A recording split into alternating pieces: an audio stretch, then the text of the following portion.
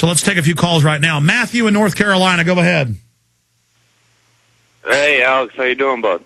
Good. What's on your mind today?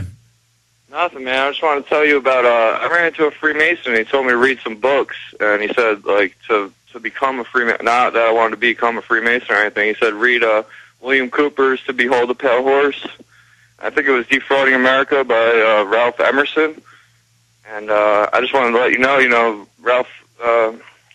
Rush Limbaugh, he told America that William Cooper was dangerous, and he was one of the dangerous radio hosts. I just want you to be careful, man. Love you. All right, buddy. Thank you.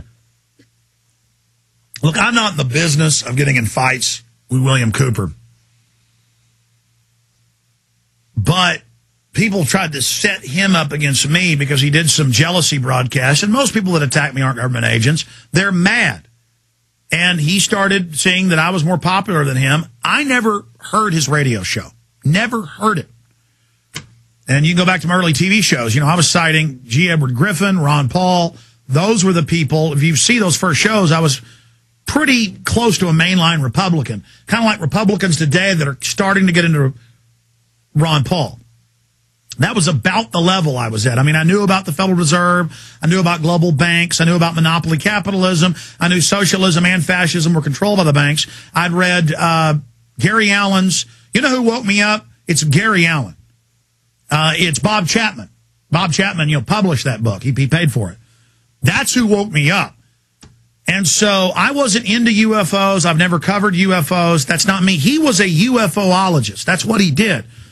And he was on WBCQ that no one can hear in Texas. And by the time after I'd interviewed him, trying to help him out when I heard the IRS was after him, the age of the internet had begun, people said, hey, you better know who this guy is. Here are audio recordings of him attacking you. So I was sent cassette tapes that were recorded off shortwave that I could barely understand. So I didn't really listen to much of it. I popped one in, and he said that I'm a transvestite that wears ruby nipple rings, and I thought it was a joke.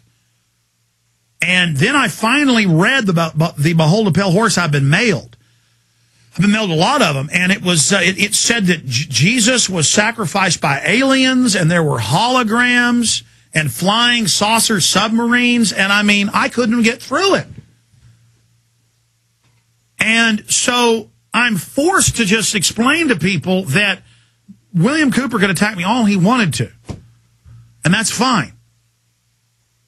It was all just because Genesis put my show on at night, and he flipped out. Now, since then, I've heard a lot of it and thought I was going up against him. I had never heard him.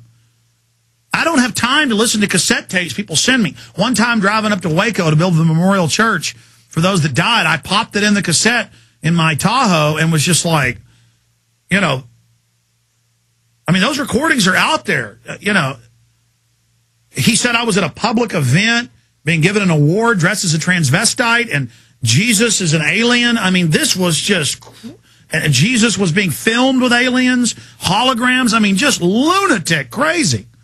I mean, just lunatic nuts. I had no idea. And I was talking to Jason Burmis about this the other night, and he goes, yeah, he went and printed it up, actually. In fact, get Jason's here, and I cleaned off the desk.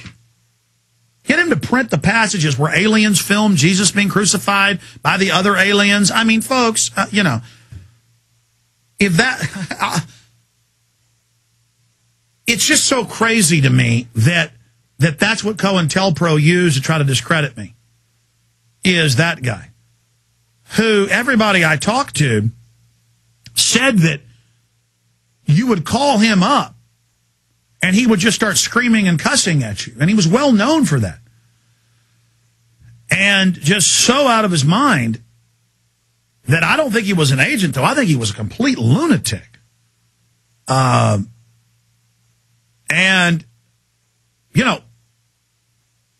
I cover real issues, things I can prove, documented facts I can cover. And I don't like speaking ill of the dead. But from the grave, that guy attacks me. And, I mean, have people really looked? I mean, it's like that there's some, what's his name? See, I haven't seen much of it, but I've got YouTube hooked up to a TV set in my garage. And for about a week or two, I was addicted to watching videos attacking me so I could run and watch them and laugh. But there's a guy, oh, man, I forget his name. He writes books about the Vatican running everything. And I've exposed the Vatican. I talk about other for world government and New World Order and all this. But no, he says I'm a Vatican assassin agent. It'll pop in my head in a minute, and I'm this super evil guy and all this stuff with no evidence, no proof. And then I actually went and watched him, and he said that Catholic priests doing black magic, fire atom bombs, and that they drop them out of flying saucers on Hiroshima and Nagasaki. I mean, this is the most howling at the moon, lunatic stuff. And then I get emails the few times I've mentioned that saying, yes, it's true, and you're an evil devil, and you know how to create A-bombs. I mean, these people are, and they mean it, folks. I know how to go zzz, A-bomb, power, power, and I mean, it's crazy. Anyways, I said I'd take your calls. It's just, we're going off down side issues now. I just get sad for people that spend the majority of their time believing these people. And look, I have nothing against Jewish people. I even have Jewish friends who are really nice, great people, and went to college with Jewish friends. I had an Iraqi friend in high school and college, too. Iraqis are nice people. Had black friends, have black friends.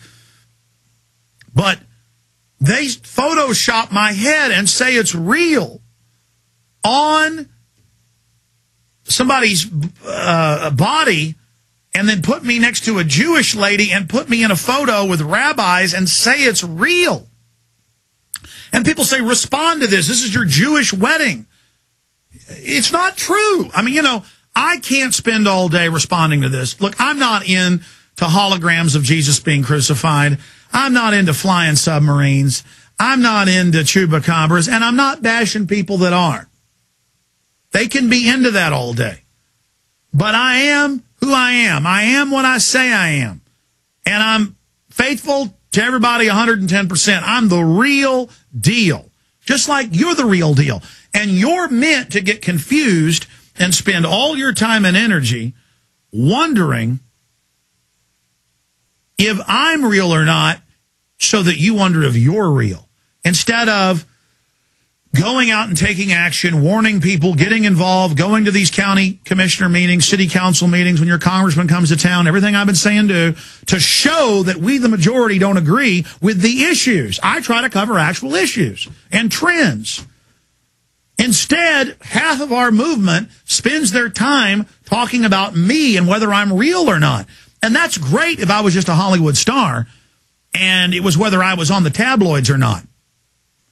But it's bad. So it's good for me overall because any publicity is good publicity, but it's bad for the overall awakening. That you're not out there doing positive, meaningful, real work, that you're caught up in Operation Chaos, that you're caught up, that's a real FBI program still going on today, to get us all fighting.